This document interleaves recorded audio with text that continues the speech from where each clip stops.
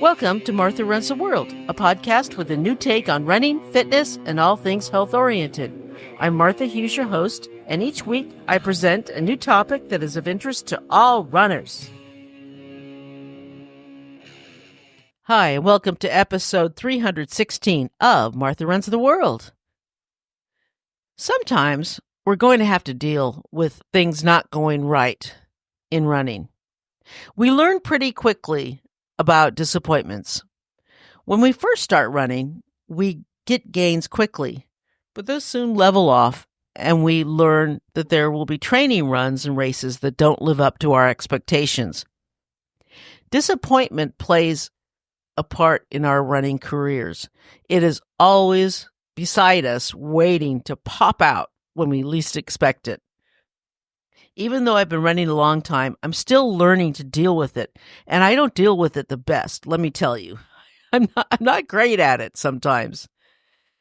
I don't know if I'll ever be able to handle it perfectly, let me tell you, but I'm working on it. It's an ongoing process. I'm going to break down 3 different categories of disappointments. The first are the small ones. These can be difficult, but they're the ones that we can get over pretty quickly.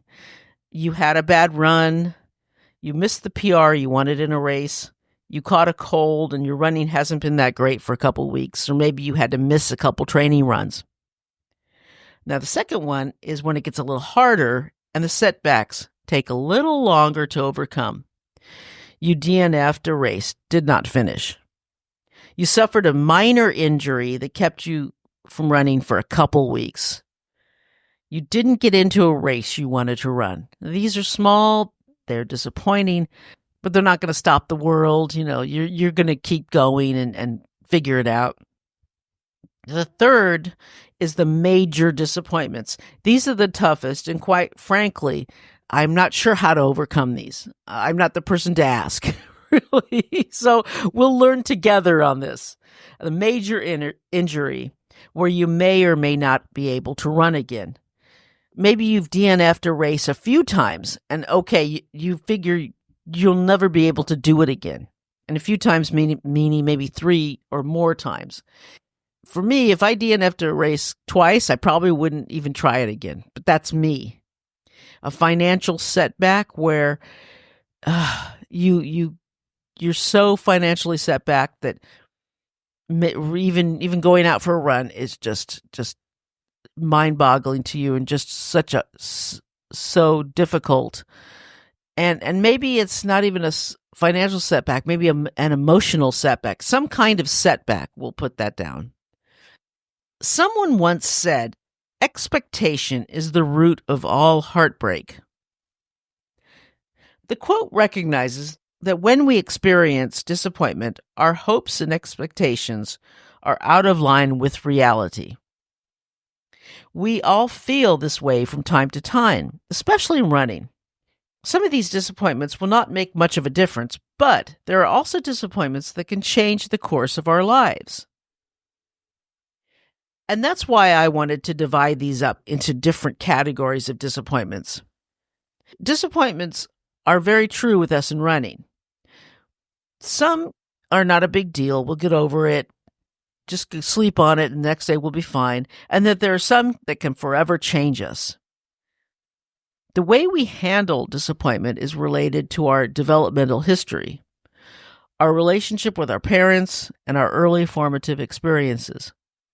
Now, I'll have links for the sources that I used on the website because I did a lot of research on this. I think it's important to find out what disappointment is and what we can do about it. Some people seek to avoid disappointment by turning into underachievers. They unconsciously set the bar low and avoid taking risks to prevent themselves or others from being disappointed. Without realizing it, they have decided that the best strategy is to not have high expectations about anything. Such behavior turns into a form of self-preservation. However, it leads to a mediocre and unfulfilled life. Ironically, these people often turn into disappointments for everyone, including themselves. Others, following a very different trajectory, seek to avoid disappointment by becoming overachievers, Although they tell themselves that their expectations of perfection are appropriate and realistic, these presumptions turn out not to be true at all. The bar is set far too high to ever make whatever they want to achieve attainable. They forget that perfectionism rarely begets perfection or satisfaction. Instead, it often leads to disappointment. So you have one and the other. And it really depends, I think, on how you're raised.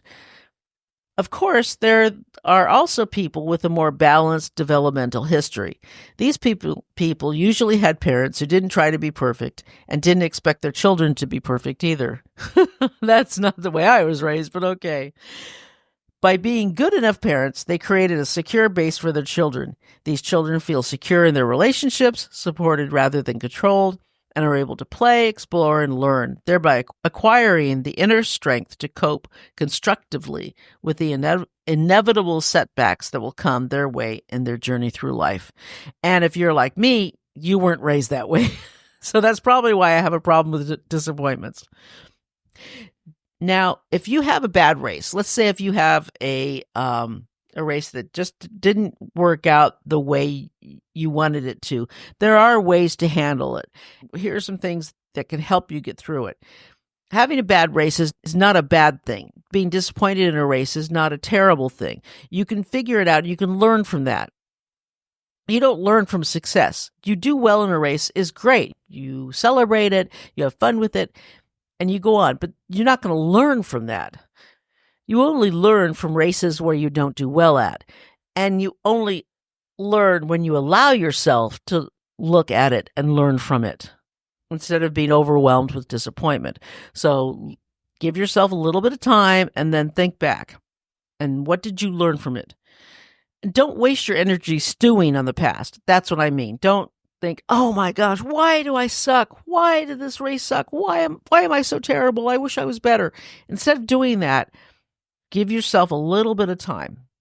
This one might be easier said than done, but ruminating on a poor race performance doesn't do anything for you. Many runners go by, now I've never heard of this before, so apparently this is something that some runners do. Many runners go by the 24 or 48-hour rule. You have that long to feel sad, but after that, it's time to move on. After that, you have to think about your next goal. Okay, it's a good rule. Think about that. You can feel sorry for yourself for a little bit. But instead of just moving on to your next goal, though, and think about your next goal, but think about why perhaps you did poorly. Not every race is going to be a PR. Sometimes things just don't go the way you want them to. You can go over the race and see what went wrong and plan ahead for the next race to make sure it doesn't have the same conclusion. This is a really good one. You got to think about what happened. Why did it happen that way? What went wrong? And from there is what you learn. Instead of just jumping ahead to another race, oh, look, I'll just sign up for another race. Think about what you did and what went wrong. Change the way you set goals. Maybe you need to adjust something. Maybe the way you're training isn't the right way for you. Maybe you need to switch some stuff around, or maybe you need to adjust the way you're eating, or maybe you need more sleep or something. Something has to change. So switch some stuff around, work some things in. Maybe you need more strength training. Maybe you need less strength training. I don't know. Figure out some things. It doesn't hurt to try new stuff. Always have a plan A, plan B, plan C, or maybe even a plan D for your race in case things in the race don't go as planned. This is so important. Even if you think you can hit your goal, always have different backup goals in case you don't, because life isn't a straight line and things don't usually go the way we want them to, do they? No, they don't. Make a list of what went well and what didn't. All right, so now you didn't get your PR, but what did go well? Well, I enjoyed it. Okay, you enjoyed it. Isn't that the most important thing in the world? You didn't get a PR, but you enjoyed it. What more could you ask? maybe you got a PR, but you hated it the whole way. What is more important to me? To me, enjoying it is more important than a PR. But I don't care about a PR personally. If I enjoyed myself, that is the prime directive. But that's me. Okay, you enjoyed it. It was beautiful weather. You saw some of your friends. Okay, and on the negative side, you didn't get a PR. You have to figure out what's more important. If you're just that set in a PR, then you have to do different things. And you're also a way different person than I am. Seeing friends, having a beautiful day and enjoying it would be much more of a difference to me than getting a PR. Give yourself proper recovery time before you start training for another race. This is really, really super important. I see so many runners, especially now in elite runners, they usually give themselves a lot of recovery time. But in recreational runners, I see them, they jump race to race to race. And I see a lot of these recreational runners, they race every weekend. If they do bad in a race, the next weekend they have another race. Oh, that's okay. I did bad. Next week I'm running again anyway. Next week I have another race, so I'll do fine in that race. Well, no, they probably won't do fine in that race because they just raced. You can't keep racing every single weekend and expect every race to be great. You have to give yourself some rest time. You can't keep doing these races and expect that every race is going to be great. That's not going to happen. Our bodies can't take that much racing. Racing is hard on our bodies. Even if you don't think you're going to do great, even if you use that race as a training run, your mind and body may not do what you want them to do on race day. This is just a fact. You may say to yourself, you may play a game with yourself and say, well, I'm just going to use it as a training run. But come race day, things don't go usually that way. And your mind may say, it's race day, it's race day. So yeah, they don't usually behave the same. So no. Make sure that even if you want to race every weekend, try not to. Give yourself a couple weekends off from racing and just go on a mellow, nice run or even a hike or take it easy or do something else. Bike ride or something, swim, whatever. Do something different just to give yourself a break from racing. You know, in the larger scope of things, in races and life in general, to constructively deal with disappointment, we need to first understand what happened. Some instances of disappointment are predictable and preventable, but there are others that are unavoidable and beyond our control. To manage disappointment, we need to differentiate between situations that fall within our control and factors that are beyond it. Being able to recognize the difference will help us to deal with our frustrations more appropriately. If you had a bad training run, look at what was avoidable and what wasn't. Was it really smart to have that pizza the night before? For me, I couldn't. If I had a pizza or a couple slices of pizza the night before a training run, I would be in sorry state that morning. Oh, that would not be good. So see, if something happened that next day that is beyond your control, then just chalk it up and just move on. It's okay. But if something that you could handle, you went out and partied the night before your training run, yeah, don't do that. That was a bad choice. We also need to check whether our expectations are reasonable. Are we having unrealistically high expectations and thus aiming too high? Or are we setting our goals too low? If you belong to that group of people who set their expectations too high, working constructively through disappointments may help you to modify expectations. You may learn to move away from perfectionistic standards. You may start to accept what is good enough. For those who have set the bar too low, what they should stop doing is hanging on to false beliefs about life like, there is no more hope or nothing ever works for me. Now, if you get into that mindset that, oh, everything always fails and I suck at everything, and I do know people like this, then stop it. Just stop, because you know that's not true. Just list things that have gone right for you, and you'll find them if you are honest with yourself. You will find them. Runners usually don't do that. We're more optimistic than that, but we can fall into that pity party if we allow ourselves to. Avoiding disappointment is not possible in life. Trying to do so is not a very constructive way of dealing with life's challenges. Are you trying to move up to longer distances too quickly? And I find this to be very true, especially with people who are just starting to do ultras. They want to just move up so quickly. They do their 50K. Oh, now they want to do a 50 miler. And now they want to do 100K instead of working to get their 50K better.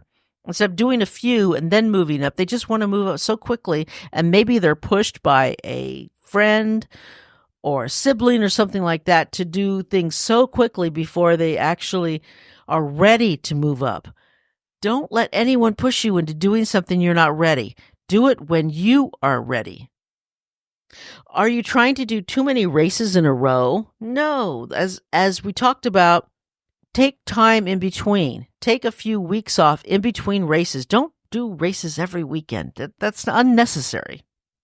Is your body trying to tell you that you need rest? Do you do so many races you get DNFs all the time? That's a sign that your body is telling you that something is wrong here, that you need to stop doing all these races in a row. I mean, not to mention that it's kind of a waste of money, don't you think? Oh, well, it's your money if you want to spend it. When disappointment occurs regularly, it might be advisable to reevaluate our perceptions and behaviors. We can examine whether we are inviting disappointment. Could we have been clearer in our communication of what we were expecting from others? Do we really know what we expect from ourselves? That's a really good question. What do we expect from ourselves? Are we listening to what others are saying to us? Could we have done something different to arrive at a different outcome? Also, given what we know about ourselves, how can we adjust our expectations to be more effective the next time? And what support and resources do we have at our disposal to help us move through our feelings of disappointment successfully? These are questions we need to ask ourselves if we find ourselves all of a sudden getting a lot of DNFs and we don't take the time to figure out why. Why is this happening? It's worth it to stop racing and figure out what is wrong. To deal with disappointment constructively, don't let it deteriorate into apathy and depression. Sustained negative rumination is not a prescription for change. When we become preoccupied by bad news, we lose sight of what is right in our lives and the world around us. We only internalize feelings of sadness and anger. Hanging on to these feelings can result in us unconsciously making them a part of our identity. This is really, really difficult if you've had an unplanned break from running, say with an injury. I'll have a link for this article on the website, martharunstheworld.com. This is really, really important, and I found myself going through all of this when I was injured from my fall last year. It was so hard. I was down for so long. I found a very useful set of suggestions that I'll share with you, and I'll have the website link on my website. If you're healing from a sustained injury, sometimes you feel like your world has stopped. It's very hard to be optimistic and not feel disappointed. When I was hurt last year, my entire universe caved in. I didn't know if I would ever be able to run again. I didn't know if I wanted to run again. Everything I had worked for in running, everything I dreamed of in running was gone. It was hard not to have an attitude of devastation all the time. And I know I'm not the same person I was before the accident. Nothing will ever be the same, but that's me. I know I didn't even start to think about running in a positive light until I got into physical therapy, but that's me. I know it may be different for you. And you may not be out of the running game as long as I was either. I was out for months, so Here are some tips to keep you grounded if you have an injury that keeps you from running. The tips follow the SMART acronym. Specific: run whatever distance you like at the same pace that you did pre-injury. Measurable: I will track my running pace using my favorite running app or watch each time I run. Attainable: I know I ran a 5K or whatever distance before, and my injury will heal and allow me to do it again. This is based on a 5K, but as I know, most of the Martha Runs the World listeners do far farther than 5Ks. Relevant: I enjoy running and want to continue running for my health. Time-bound: I will let myself heal for the time my doctor recommends and will increase my mile pace week by week in time for the race I signed up for the next month, or whenever you signed up for it. So this is kind of a little thing. If you're not injured for long, you can always just adjust it to whatever you start running again. It's pretty simple. It's pretty nice. I mean, it's adjustable. You don't have to keep it the same way it is. I was so down for so long. I don't know if it's even disappointment. I was past disappointment. I was devastated, which is way past disappointment, I think. Being in physical therapy was probably the only thing that got me out of my blues, because it got me moving and it got me doing actions. So doing actionable things, when you're injured and you're just sitting there and you can't do anything, you don't even know if you have a future. Once you get moving and into physical therapy, it's something that you can actually see. You're moving, you're working towards something. And if you have a great physical therapist like I did, it's like, hey, okay, I understand this. I get it now. I'm moving towards a future. This is something that I can see physically. I actually see that little pinprick of a light in the future. That's something that I need. And that's something we all need. We all need something that will help us, that will guide us, that will give us that light. We need that light in the future. We need something to help us with our running. We may not all be type A personalities where we really want to be the best runner we can and we're really highly competitive, and we may not be. We may not care about PRs. We just want to have a good time. But we don't want to be disappointed and sad every time we get done with a race or a run. We want to have a good time and enjoy it. If you're disappointed and your races have made you not happy and your running has made you not happy, there are ways that you can get around that. And there are ways that you can work with yourself and with your running to make it better. And that's pretty much what I'm saying in this episode. I just went around it the long way. So I hope you got something out of it. It was enjoyable looking up all this stuff. And the links will be on the website, martharunstheworld.com. All the stuff is on the website. I hope you will visit it and check out everything. I also put the website up on YouTube as well. And I should put the link for the YouTube channel as well. I like putting it up there too, because some people listen to the website on YouTube. I'm going to get better about posting videos up there too in the future. Trust me. I'll probably put some up for my vacation as well. Anyway, so that is it. That is today's show. So thank you so much for joining me. I really appreciate it. You listening means the world to me. And on that note, let's tie up our shoelaces and go for a run.